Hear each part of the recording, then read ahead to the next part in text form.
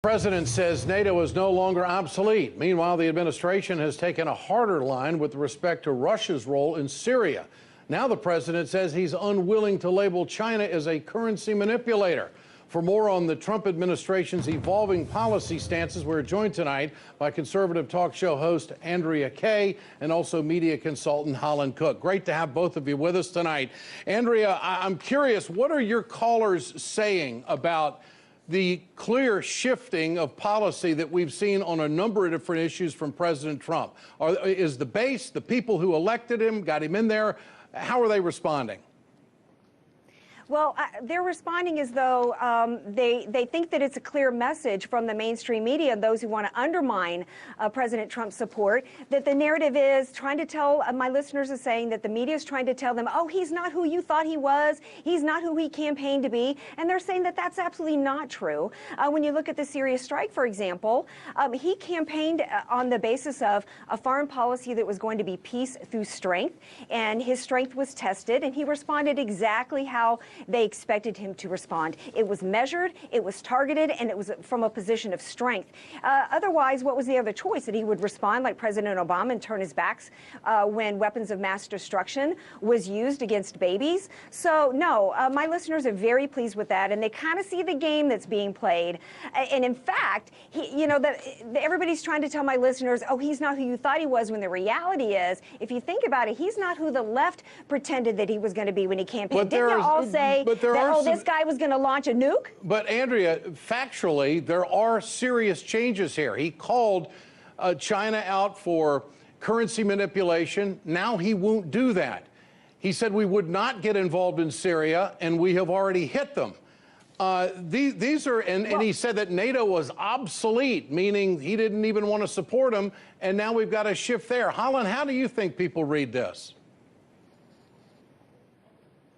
Well, you tracked me down in Providence, Rhode Island, where the headline we woke up to is chronology of all of these U-turns that he's done. And even since the ink dried, there's another one. Now the Fed, you recall on the campaign trail, Janet Yellen was a political tool of President Obama, and she should be ashamed of herself. Now he thinks he's going to reappoint her, and he kind of likes these low interest rates. So I'm not surprised that the restive Republicans are starting to wonder who this guy is. Well, there are definite changes, but he really didn't say much on the campaign trail about North Korea. But this is just an editorial comment here. I don't know what changes the course right now, Andrea. It looks like we're going to hit North Korea. Do you think the American people are okay with Congress not weighing in on this?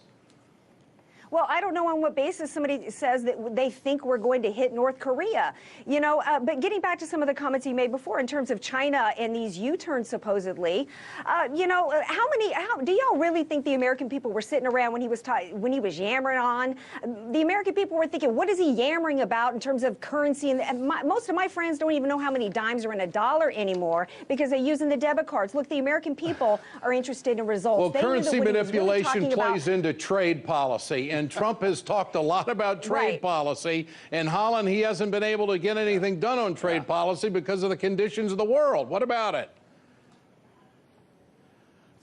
Well, think of all the campaign promises. On day one, I'll do this and I'll do that. And this whole Keystone Cops routine with health care reform, I think, has really sent a message to Washington that it's amateur hour there. This is supposed to be a happy weekend. Passover, Easter, baseball is back. Instead, we're going to be looking over our shoulders at North Korea, and we dropped this mother of all bombs today. We've been at war in Afghanistan for 17 years.